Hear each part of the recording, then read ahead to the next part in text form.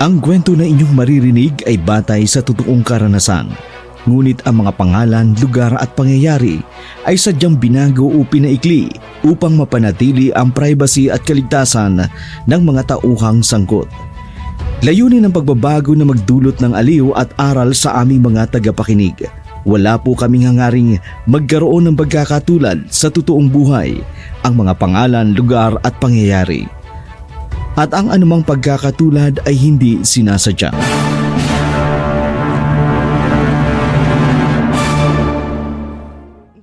Sir, gusto ko na pong umuwi. Inahanap na ako sa amin. Akala ko ba may kailangan ka sa akin? Bakit tila nagmamadali ka? Sir, kasi po, baka po hinahanap na ako sa amin. Ang sabi niyo, makikiusap lang ako sa inyo para pirmahan niyo ang promissory note ko para makapag-exam ako. Halos 1 oras na, hindi niyo pa rin pinipirmahan. Ano po bang gusto niyong mangyari? Yan ang gusto kong tanong. Kung anong gusto kong mangyari. 5,000 plus tuition fee para makapag-exam ka. Basta gawin mo lang ang gusto ko. Ano? Gusto ko paligayahin mo ko ngayong gabi. Ayoko po. Hindi ako katulad ng iniisip niyo. Hindi ako kaladkaring babae. Pakipot ka pa eh. Kung hindi ko pa alam, nakipag-flirt ka sa mga kaklase mong lalaki. Hindi ba? Di ba nung acquaintance party ninyo, nakipaggalikan ka sa classmate mo kahit hindi naman kayo? Bastos kayo! Kung gusto mo ng respeto, gawin mo ang karespe-respetong bagay. Kung sarili mo nga, hindi mo na ire-respeto, paano pa kaya ang ibang tao? Uuwi na ako. Hindi pa tayo tapos. Ayoko! Hindi ko gusto ang nais niyong mangyari. Pakipot ka pa eh. Kahit buong tuition mo babayaran ko lahat, bumay ka lang sa gusto ko. Kaya pala, sa unang araw pa lang ng klase, lagi na kayo nakatingin sa akin. Akala ko pa naman mabait kayo. Akala ko pa naman anak na talagang turing niyo sa amin. Tinatawag niyo pa kaming anak. Tapos ngayon may bala kayong kademonyohan. Lalabas na ako. Maghanap na lang po ako ng perang pang-tuition ko. Pero hindi ko gagawin ang gusto mo. Manyakis kayo! Tingnan ko lang kung makaalis ka. Ano? Tumatalab na sa'yo ang ipinainom kong droga. Maya-maya, mawawala ka na sa sarili mo. Demonyo kayo! Anong pinainom niyo sa akin? Drugs yan. At kapag nagsumbong ka sa gagawin ko sa'yo, ititest ka nila. Mafa-found out nila na langho ka sa ipinagbabawal na gamot. Kaya kapag napatunayang gumagamit ka ng droga, makukulong ka. No bail pa naman ngayon ang droga. E di lalong hindi ka makakapagtapos. Pero kung hindi ka pipiyok, magiging maayos ang buhay mo. Makakapagtapos ka. Halika, doon tayo. Doon tayo. Bitiwan niyo ako. Ano ba? Bitiwan niyo ako. Saglit lang naman ito, Manda. Wawa kayo. Huwag niyong gawin to. Masasarapan ka rin naman pagkatapos nito eh. Ito ang magiging kabayaran mo sa lahat ng kabutihang ginawa ko sa'yo. Hindi ko kailangan ng kabutihan mo kung itong magiging bayad. Pakawalan niyo ako. Pakiusap.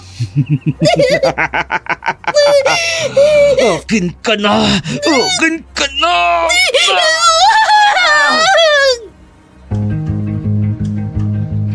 Para po sa mahilig makinig ng mga kwento ng buhay at pag-ibig, inaanyayahan po namin kayong bisitahin ang aming side channel ng Dark Shadows 102 Audio Drama Love Story. Halina't kiligin at sariwain ang mga kwento ng inyong buhay at pag-ibig. Sa ilalim ng probisyon ng Talata Artikulo 11, Republic Act No. 7836, umas kilala bilang Philippines Teachers Professionalization Act of 1994 at Talata A, Section 6 ng Presidential Decree No. 223 na may mga pagbabago. Ang Board for Professional Teacher ay formal na tinanggap ang Code of Ethics for Professional Teachers. Ayon sa kanilang preamble, ang mga guro ay mga lisensyadong profesional na may dangal at reputasyon, na may mataas na moral na mga halaga, pati na rin sa technical and professional na kasanayan sa pagsasanay ng kanilang marangal na propesyon, at sila ay striktong sumusunod at sinusunod at nagsasanay ng mga ito ng set ng mga ethical at moral na mga prinsipyo at pamantayan. Ayon sa Article 11, ang guro sa lahat ng bagay ay isang taong nilagyan ng buhay na may pinakamataas na obligasyon na mabuhay ng may dignidad sa lahat ng oras, maging ito man sa paaralan o sa tahanan o sa ibang lugar. Ang guro ay dapat magbigay ng halaga sa self-discipline bilang pangunahing prinsipyo ng profesional na pag-uugali ng pakikipag-ugnayan sa lahat ng sitwasyon. Maraming estudyante ang nangangarap na makapagtapos sa isang prestihiyosong paaralan sa kanilang lugar, lalo na ang mga private school na may mga high standards sa edukasyon.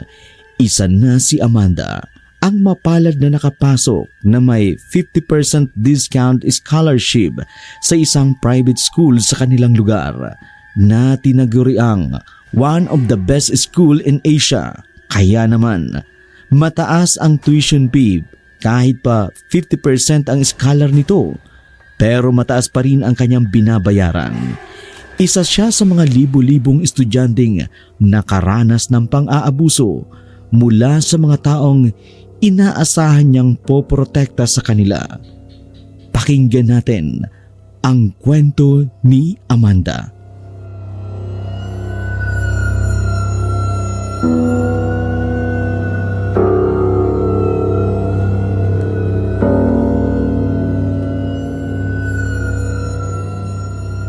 Amanda, magandang araw sa iyo. Paumanhin kong nabulabog kita. Napansin ko kasi ang katalinuhan mo sa mga kaklase mo at natutuwa ako sa iyong dedikasyon sa pag-aaral. Salamat po, Sir Nico. Alam mo naman po, gusto ko talagang makapagtapos ng pag-aaral. Tama yan, Amanda. Maabot mo ang iyong mga pangarap. Sigurado yon. Pero napansin ko rin parang may iniisip ka. May problema ba? Opo, sir. Kasi po, kahit po 50% po yung scholar ako, dito sa private school na to, malaki pa rin po ang babayaran ko. Hirap na po ako. Tapos gusto ko pa rin po matulungan ng pamilya ko. Alam mo, Amanda, may mga paraan para matulungan ka namin. Marami mga sangay ng gobyerno na maaari mong lapitan at humingi ka ng financial assistant. Sigurado may mga katulong sa'yo. Pero sir, parang napakahirap naman po ng ganon. Baka wala rin po akong mapala. Huwag kang mawawala ng pag-asa, Amanda. May mga taong handang tumulong sa'yo. Isa na ako roon. Kahit sa pinansyal, handa ako magbigay ng suporta sa'yo. Kaya huwag kang mag-aatubiling lumapit sa akin. Salamat po, Sir Nico. Sobrang saya ko po at nakilala kita. Hindi ko po inaakala na may ganitong pagkakataon ako. Basta galingan mo lang ang pag-aaral, Amanda. At sana maging Dean's Lister ka. Para naman 100% scholar. Alam kong kaya mo yan. Opo, sir. Gagawin ko po ang lahat. Maraming salamat po ulit. Walang anuman, Amanda. Kapag kailangan mo ng tulong, nandito lang ako. Good luck sa pag-aaral mo. Kaya mo yan. Ikaw pa, ang galing mo at ang ganda pa. Binubola niyo naman po ako, sir. Bakit? Wala pa bang nagsabi sa'yo na maganda ka? Sir, Huwag mo nang isipin yun. Natanggap ka dahil magaling kang estudyante at mataas ang mga grado mo. para kayong tatay ko. Kung makapagpalakas ng loob, wagas. Hindi tulad ng ibang tao. Kulang na lang ilublob kami sa putik para makita ang aming paghihirap. Huwag mo na silang isipin. Kawalan din nila yon. Tama ka dyan, sir. Ang bait niyo nga po eh. Nambola ka pa. Oh, teka, baka gusto mong mag-part-time sa akin. Bilang SA sa opisina ko, para kahit papano, mabawasan ang tuition fee mo. Talaga ho, sir? Mukha ba akong nagbibiro? Sobrang salamat, sir. Hindi ko na alam kung paano ako makapagpapasalamat sa inyo. Tinulungan niyo na nga ako makapasok dito. Tapos bibigyan niyo pa ako ng extra income. Malaking tulong po sa akin yun. Deserve mo naman kasi yun. Mabait ka. Tsaka, basta ako nung kailangan mo ha. Huwag kang mahihiyang magsabi sa akin.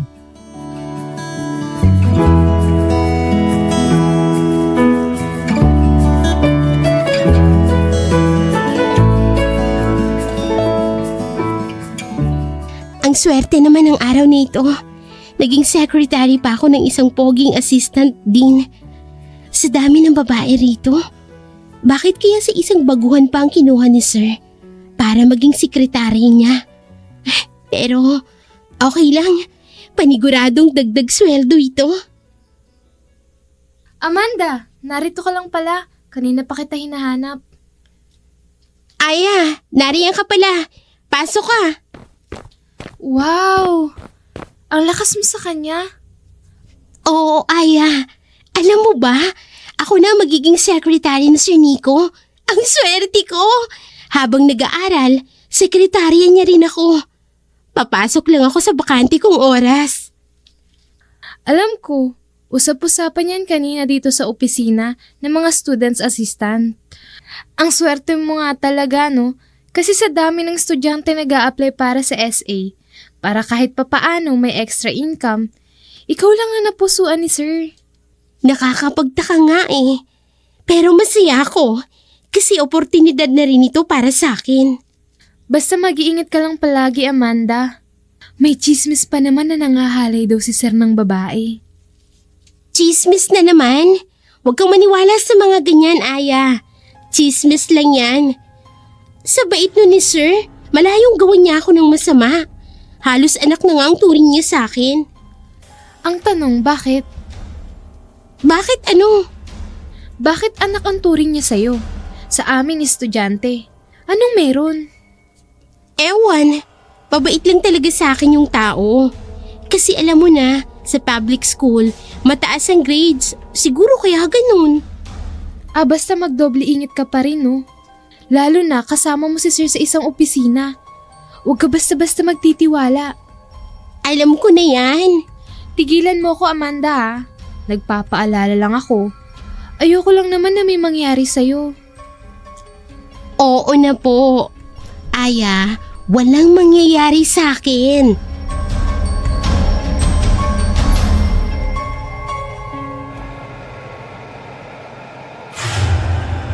Maganda ang mga unang araw ni Amanda sa isang exclusive school dahil na rin sa kabutihang ipinapakita ng assistant din na madalas kang pinag-iisipan ng ibang mga student assistant. Ang mga student assistantship, ang mga gawaing ito ay maaring makaugnay sa akademya o iba pang bahagi ng paaralan. Ito ay isang paraan para matulungan ang mga estudyante na mabawasan ang bayarin ng kanilang edukasyon.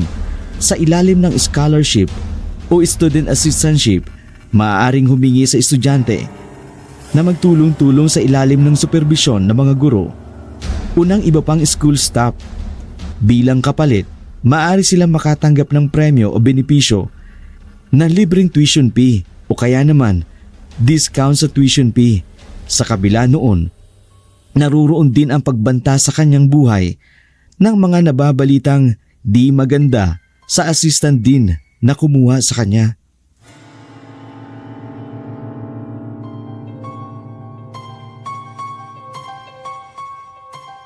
Amanda, bakit ngayon ka lang?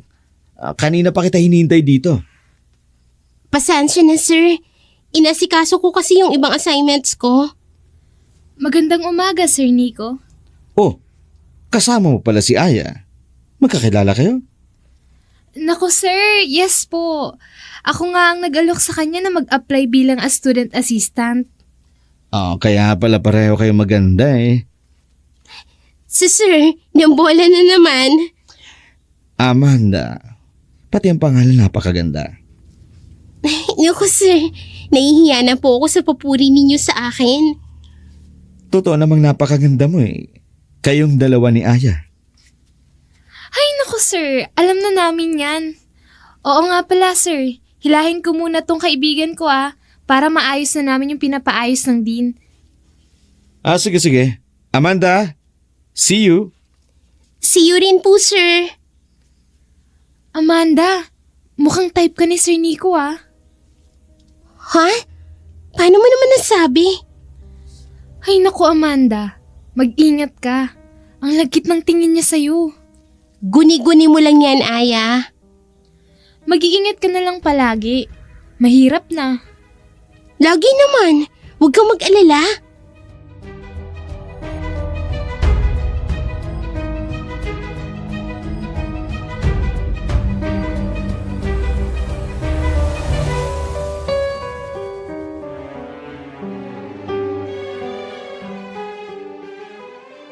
Hindi ka pa ba kakain?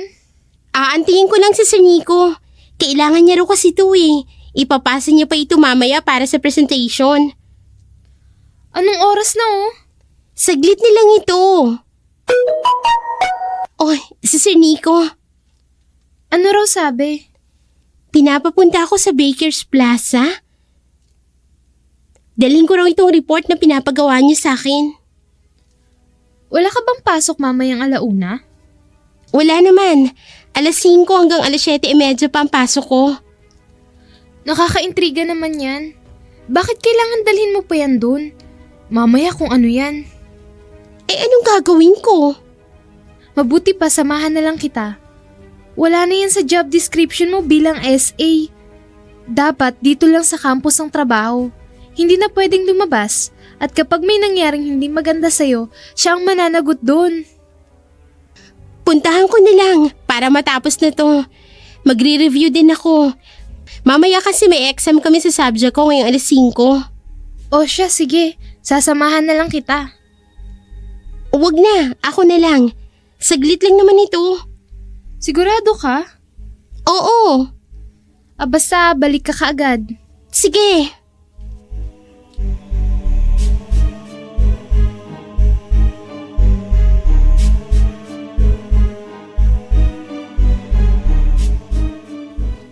Kanina ka pa ba?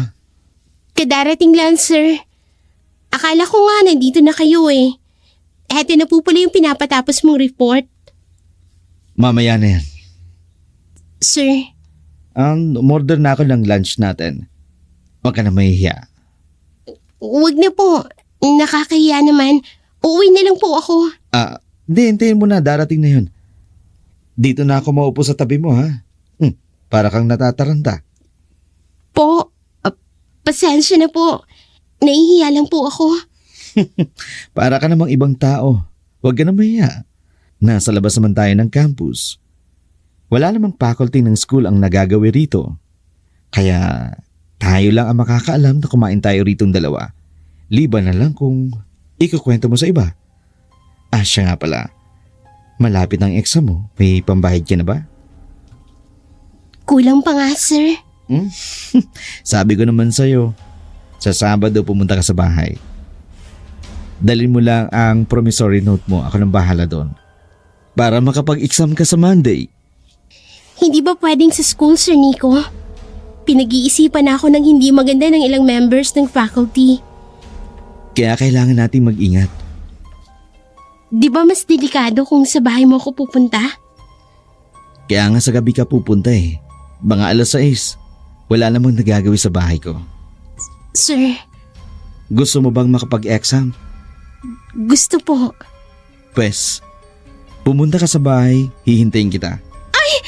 Ano yun, sir? Sorry, hindi ko sinasadya. Aalis na po ako, sir. Hindi pa nasa-serve yung order natin. Kain muna tayo. Kailangan ko na po makabalik sa school. Sorry po. Bakit yung nagawa ni Sir Nico? Hinipuan niya ako. Ipapaalam ko ba ito kay Aya? Pero alam ko magagalit yun. Marami ang makakaalam ng nangyari. Mapapahiya ako. Ayoko mangyari yun. Pero bakit ginawa ni Sir Nico yun? Akala ko pa naman mabait siya. Akala ko pa naman siya yung taong poprotekte sa akin kapag may nangapi sa akin. Tama ang sabi ni Aya. Manyaki siya. Ano nang gagawin ko? Alangan namang magpabaya na lang ako.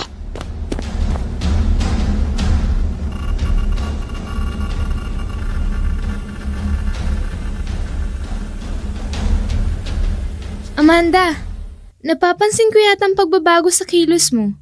Ano bang nangyari? Oo, Aya. Medyo kinakabahan ako. Parang ang hirap kontrolin ang gutom ko. Parang gusto kong mandurog ng bungo ng tao. Huwag mong kalimutan ang pangako natin, Amanda. Kailangan nating kontrolin ang ating sarili. Hindi pwedeng may makaalam ng totoong pagkatao natin. Tsaka isa pa, 1 taon pa para maging ganap na malakas tayo.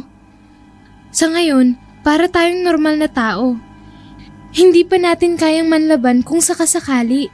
Kaya kontrolin muna natin ang ating sarili. Alam ko, Aya.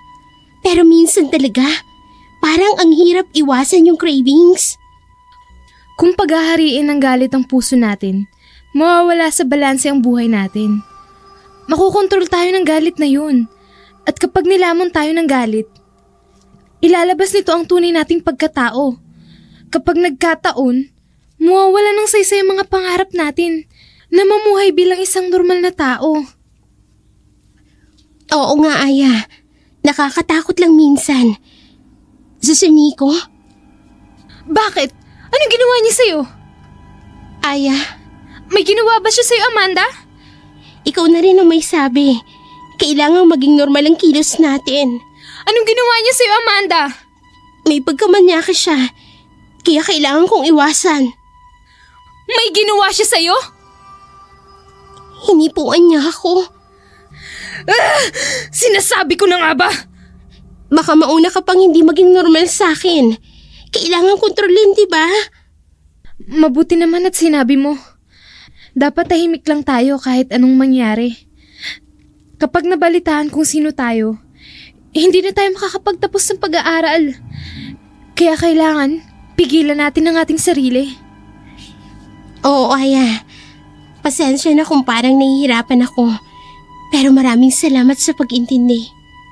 Walang anuman, Amanda. Mahalagang magtulungan tayo para maabot natin ang mga pangarap natin. Kontrolin mo lang ang sarili mo. At huwag kalimutang tayo nag-aaral dito para mabuhay na isang normal na tao. Kaya kikilos tayo bilang normal na tao. Tandaan mo, tao tayo. Normal tayong tao. Dalawang mag-aaral na pilit na tinatalikuran ang madilim na mundong kontrolado ng dilim na nagnanais na mamuhay ng normal. Tila ba mga bandidong bumaba sa kabundukan para magbagong buhay. Subalit, niyurakan ng mga taong ganid sa laman na tangay ng masamang pagnanasa ng laman na hindi titigil hanggat hindi nagagawa ang gusto. Dumating na nga ang nalalapit na examination day. Nagkataong nagipit si Amanda. Wala siyang ibang malapitan kundi ang assistant din na si Nico na nag-alok ng tulong sa kanya na siyang gumawa ng kahalayan sa kanya. Buo na rin sa isip niya na kapag ginawan siya ng hindi maganda, hahayaan niyang mangimbabaw ang tunay niyang pagkatao para maipagtanggol niya ang kanyang sarili. Samantalang hindi rin mapigilan ang masamang pagnanasa ni Nico sa dalaga. Kontrolado siya ng masamang pagnanasa nito kaya wala siyang pakialam sa kahihinatnan ng gagawin niya basta para sa kanya masunod lang ang kanyang masamang pagnanasa.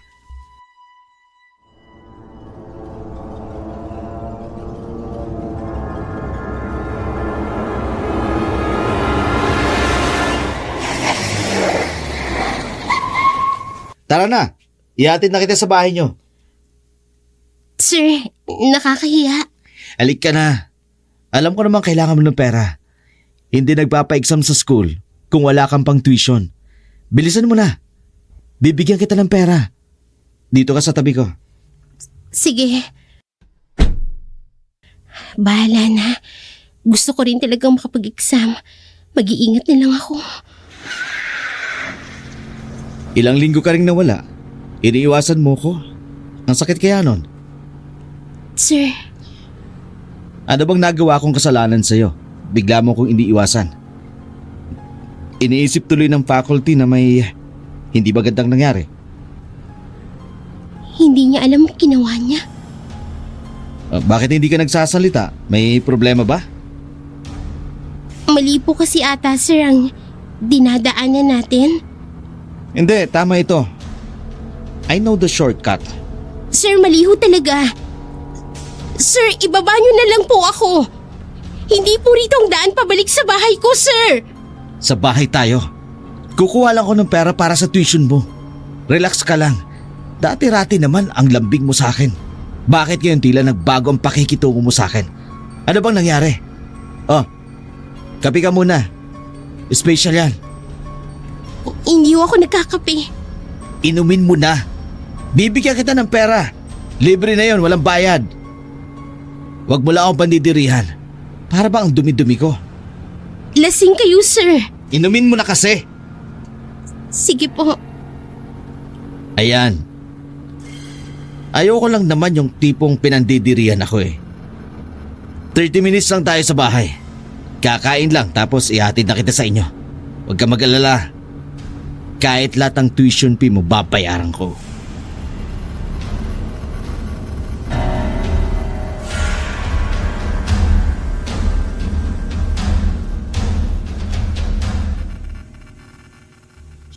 Sir, gusto ko na pong umuwi. Inahanap na ako sa amin. Akala ko ba may kailangan ka sa akin? Bakit di lang nagmamadali ka? Sir, kasi po, baka hinahanap na po ako sa amin. Ang sabi niyo, makikiusap lang ako sa inyo para pirmahan niyo ang promissory note ko para makapag-exam ako. Halos isang oras na, hindi niyo pa naman pinipirmahan. Ano po bang gusto niyong mangyari? Yan ang gusto kong tanong. Kung anong gusto kong mangyari. 5,000 plus tuition fee para makapag-exam ka. Basta gawin mo lang ang gusto ko. Ano? Gusto ko lang naman paligayahin mo ko ngayong gabi. Ayoko po. Hindi ako katulad ng iniisip niyo. Hindi ako kalit-karing babae. Pakipot ka pa eh. Kung hindi ko pa alam, nakikipag-flirt ka sa mga kaklase mong lalaki. Di ba nung acquaintance party ninyo, nakipaghalikan ka sa classmate mo kahit hindi pa naman kayo? Bastos kayo! Kung gusto mong irespeto ka, gumawa ka ng karespe-respetong bagay. Kung sarili mo nga hindi mo marespeto, paano ka irerespeto ng ibang tao? Uuwi na ako. Di pa tayo tapos. Ayoko! Hindi ko gusto ang nais niyong mangyari. Pakipot ka pa eh. Kahit buong tuition mo, babayaran ko lahat. Pumayag ka lang sa gusto ko. Kaya pala, sa unang araw pala ng klase, lagi na kayong nakatingin sa akin. Akala ko pa naman mabait kayo. Akala ko pa naman, anak talagang turing niyo sa amin. Tinawag niyo pa kaming anak. Tapos ngayon, may bala kayong kademonyohan. Lalabas na ako. Maghanap na lang po ako ng perang pang-tuition ko.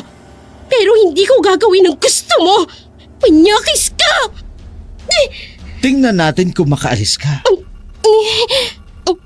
Ano? Tatalab na sa'yo ang droga. Maya-maya, mawawala ka na sa sarili mo. Demonyo kayo! At kapag nagsumbong ka, ititest ka nila. Mafa-found out nila na lango ka sa ipinagbabawal na gamot. Kapag napatunayang gumagamit ka ng drugs, makukulong ka. No bail pa naman ngayon ang drugs. E di lalong hindi ka makakapagtapos. Pero kung hindi ka pipiyok, magiging maayos ang buhay mo. Makakapagtapos ka. Alika, doon tayo. Wag! Bitiwan niyo ako! Ano ba, bitiwan niyo ako? Saglit lang naman to eh. Mawa kayo! Huwag niyo pong gawin ito! Masasarapan ka rin naman eh. Ito lang magiging kabayaran sa lahat ng kabutihang ginawa ko sa'yo. Hindi ko kailangan ng kabutihan mo kung ito ang magiging bayad. Pakawalin niyo na ako.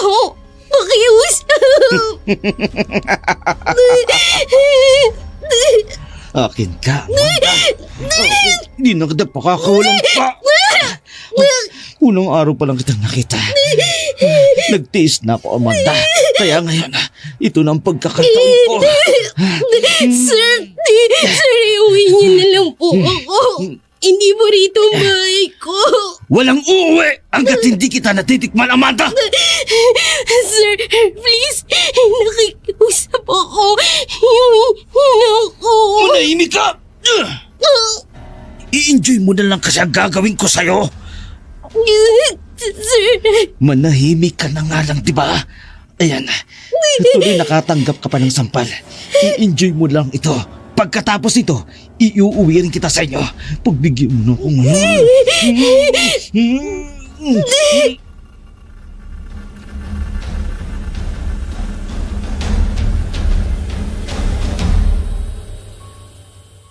Amanda! Nasobran yata ang ginawa ko sa kanya. Nasobran ba siya sa drugs? O nasobran siya sa ginawa ko sa kanya? Kung bakit kasi ang ganda-ganda mo eh. Litaw na litaw ang kagandahan mo. Ayan tuloy nakita ko. Pero masaya na ako dahil natikman na kita. Teka, parang wala na itong malaya.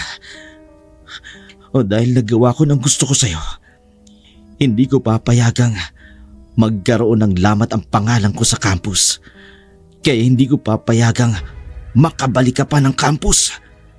Ayun, dun sa may ilog, doon ko siya hihuhulog. Sa sobrang tama mo sa droga, tingnan ko lang kung mabuhay ka pa sa ilog na yun.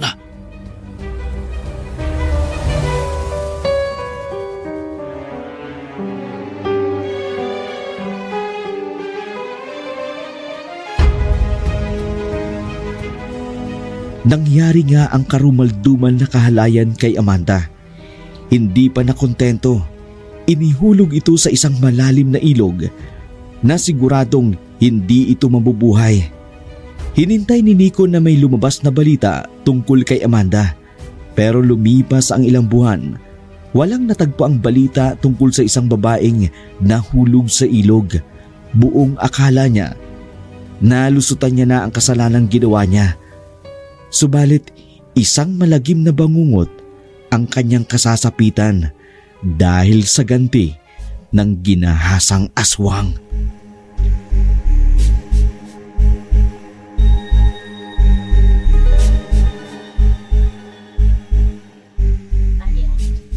Sigurado kang malakas ka na? oo. Basta kaya mo na, susuportahan kita. Walang aswang na basta nalang babaliwalain ang pang-aalipusta sa atin ng tao. Sisingilin ko siya ng mahal sa panggagahasan niya sa akin. Kaya lang ang inaalala ko, papaano kung hindi mo makontrol ang sarili mo? Papaano kung hindi ka na makabalik sa normal? Tuluyan ka na maging aswang. Mauuwi sa wala ang lahat ng pinaghirapan mo. Nakapag-aral na rin tayo, kaya tamang diskarte ang gagawin ko. Anong plano mo? Masisira ang buhay niya sa multo ng kasalanang ginawa niya. Ang mga katulad niya ang hindi binibigyan ng pagkakataong mabuhay ng normal sa mundong ito. Hindi ako papayag na baliwalain na lang ang kademonyohan niya. Naturingan pa naman siyang tunay na tao. Pero demonyo naman ang laman ng ulo. Kasama mo ako sa paghihigante. Walang ibang magtutulungan kundi tayo-tayo lang. Sabihin mo lang kung anong plano mo.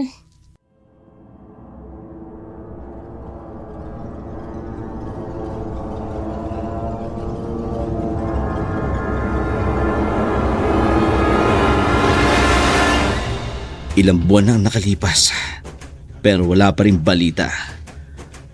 Posible kayang namatay siya roon sa tulay. Teka, bakit ko ba siya iniisip? Hindi ko dapat siya pinagtutuunan ng pansin dahil patay na siya. Makainom nga. Kahit papano, malibang naman ako. Ang mahalaga, ligtas na ako sa babaeng yun. Sigurado ako, inuuod na ang katawan niya sa ilog. Kaya hindi na yun natagpuan. Oh, may babaeng papalapit sa akin. Kapag sinuswerte nga naman, malapitan nga. Miss, pansin ko, kanina ka pa nakatitig sa akin. May kailangan ka ba? Oo, meron. Ikaw. Amanda! Paano? Natakot ka? Lumayo ka sa akin! Patay ka na! Pinatay na kita! Patay ka na! Sir? Taka, nasaan na siya? Andito lang siya kanina. Sir, nakakaistorbo po kayo sa ibang customer. Nasaan yung babae? Babae? Yung kausap ko dito kanina. Wala naman kayo kausap dito, sir. Kayo lang ho mag-isa dito. Kung ganun, minumulto niya ako. Hindi maaari. Guni-guni ko lang yon. Kailangang labanan ko ito. Patay na siya. At wala na siyang magagawa sa akin. Wala na! Dala lang ba yun ng kalasingan? Pero kitang-kita kong itsura niya. Galit na galit siya. Makauwi na nga.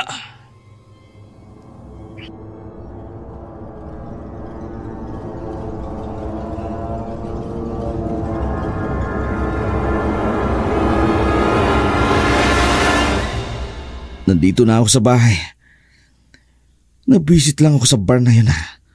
Ano ba yung nakita kong yun? Alam kong patay na si Amanda. Kaya multo niya na lang ang nakita ko. Teka. Oh, ano yun? Bakit parang may naglalakad sa bubong? Masilip nga sa labas. Amanda! Nico, kumusta? Mabutit nakilala mo pa ako sa ganitong itsura ko. Aswang ka! Isa kang aswang! Nasaan ang tapang mo, Nico? Bakit para kang duwag ngayon? Hindi ka totoo! Hindi ka totoo! Patay ka na! Pinatay na kita! Tigilan mo ako! Patay ka na! Patay ka na!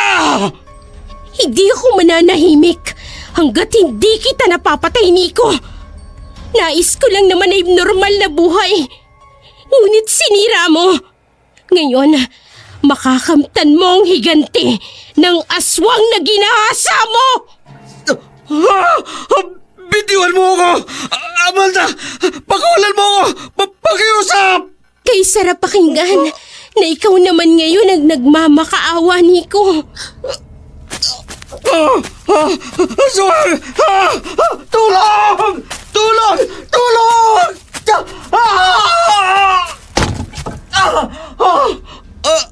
Aray! Ang sakit ng ulo ko. Tumama yata ako sa pagkakabagsak ko. Anong ginagawa ko rito sa labas? Ano ito? Sinong demonyo naglagay nito dito? Sinong walang isip ang naglagay nito ng litrato ko na walang ulo? Buisit! Pinagtitripan ata ako. Kumusta, Nico? Amanda! Ano ito, Amanda? Bakit may ulo ng hayop sa kusina ko? Sa susunod, ulo mo naman ang naririyan. Amanda! Layuan mo na ako! Makiusap! Layuan? Hindi pa nga ako nagsisimula. Lalayuan agad kita. Amanda! Patawarin mo na ako! Nagsisisi na ako sa ginawa ko! Layuan mo na ako! Hindi yun ganun kadali! Sinira mo ang buhay ko! Wag! Wag!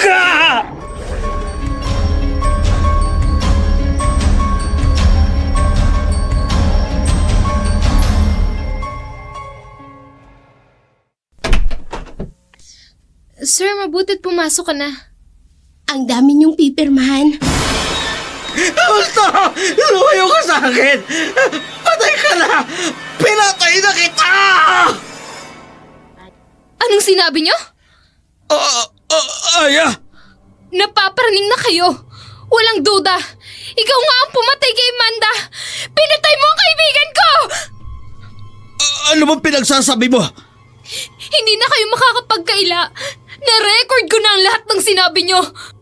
Magagamit ko to para sampahan kayo ng kaso sa ginawa nyo sa kaibigan ko. Magbabayad ka ng mahal! Ano ginagawa nyo? Umalis kayo rito, mga aswang!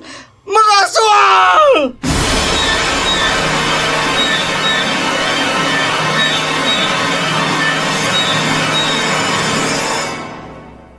Dapat maganda ako. Papatay ko kayo. Uuna ako sila. Amanda! Lumabas ka! Hindi ako natatakot. Kakalabanin kita kahit aswang ka. Papatayin kita!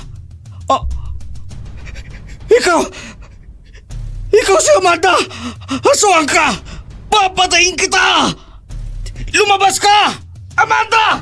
Lumabas ka! Hindi ako natatakot! Taas ang kamay! Teka, anong ginagawa nyo? Bitiwan nyo ako! Andito yung aswang! Nakita ko siya! Papatayin niya ako! Pakawalan mo ako! Anong ginagawa mo? Akin ang kutsilyo! Papatayin ko ang aswang! Bitiwan niyo sabi ako! Nandyan siya! Naririyan si Amanda!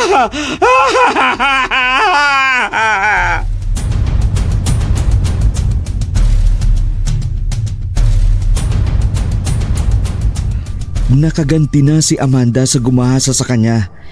Hindi lang nakulong si Nico Baltasar, kundi nasiraan ito ng bait sa labis na pag-uusig ng kanyang budi at pananakot na rin ng aswang na si Amanda. Tuluyan nang nawala sa katinuan ang pag-iisip ng nasabi ng guro. Natuklasan din na hindi lang si Amanda ang biktima nito, kundi maraming estudyante ang naging biktima nito na ginawa ng kahalayan. Natuldukan lang nang si Amanda na ang kanyang huling biktima.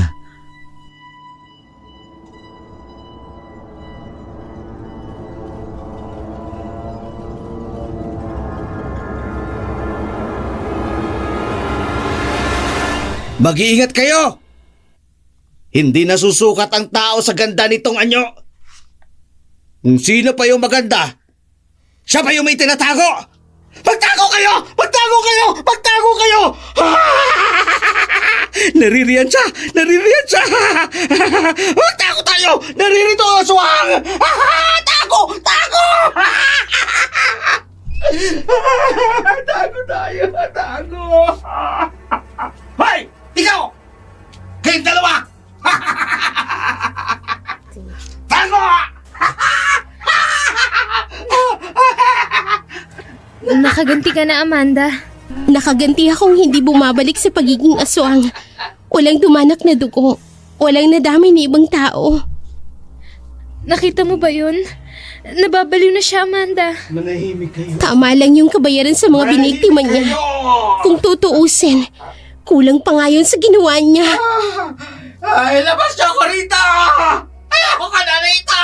Naririto siya! Sinusundan niya ako! Aswang! Nurse! Nurse! Pakulan mo ko rito! Nararamdaman ko! Papalayahin niyo ko rito! May aswang! May aswang! Nico, Naririto siya! Naririto ang aswang! Palayahin niyo lang! hindi ko akalain na mababaliw ka. Hindi ako baliw! Sino ang sabing baliw ako? Totoong aswang ka! Palayain niyo ko rito! Aswang yan! May aswang! Palayain niyo ko!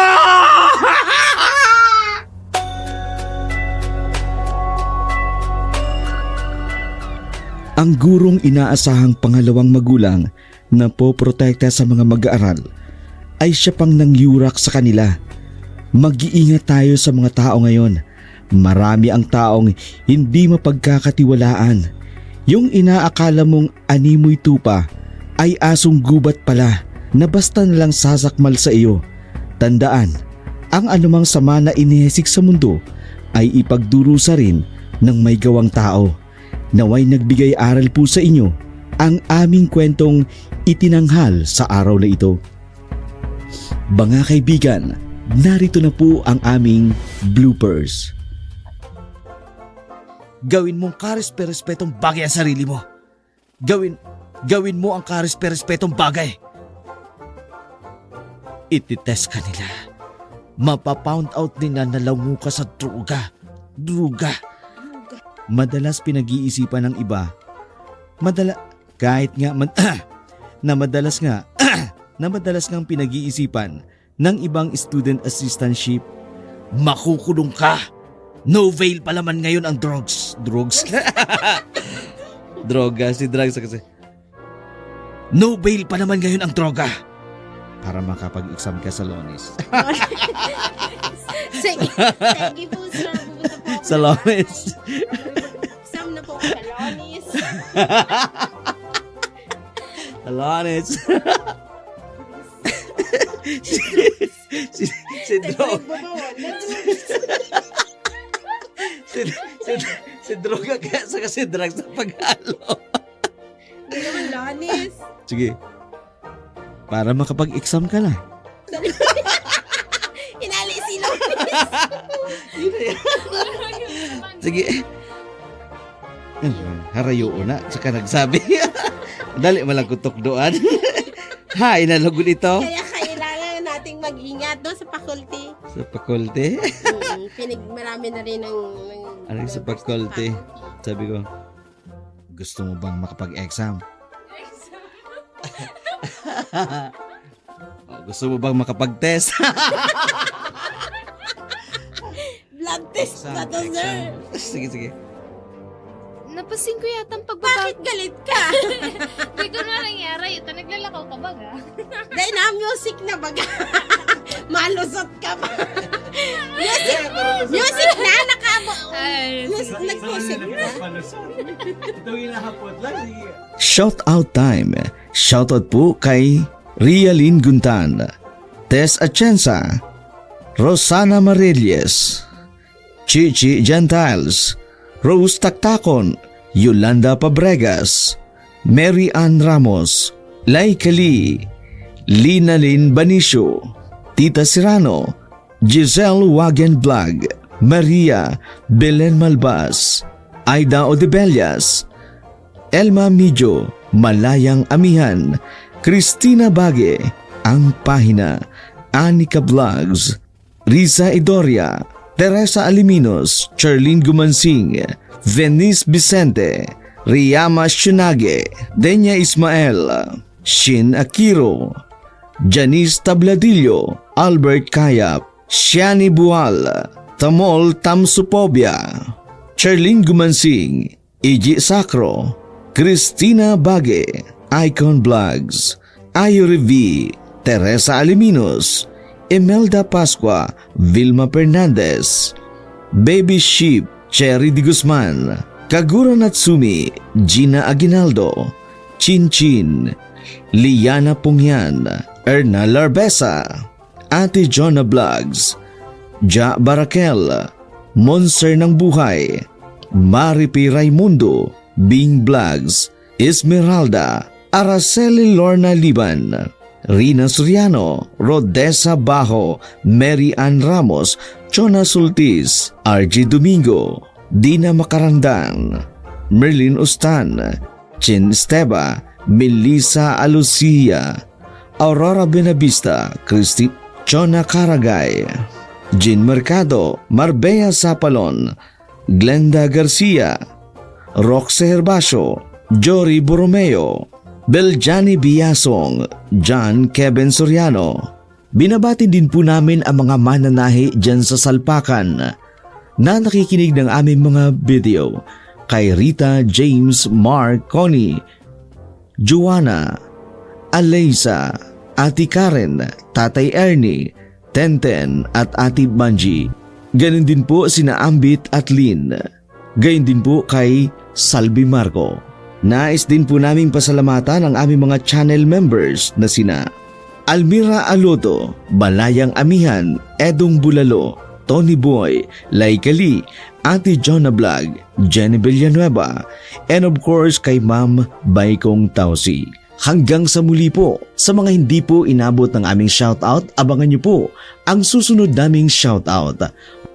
Maraming salamat po sa inyong pakikinig. Kung bago pa lamang po kayo sa aming channel, Please like, share, and comments. Pakiclick na rin po ng notification bell para updated kayo sa mga bagong video na aming i-upload. Hanggang sa muli, maraming salamat po.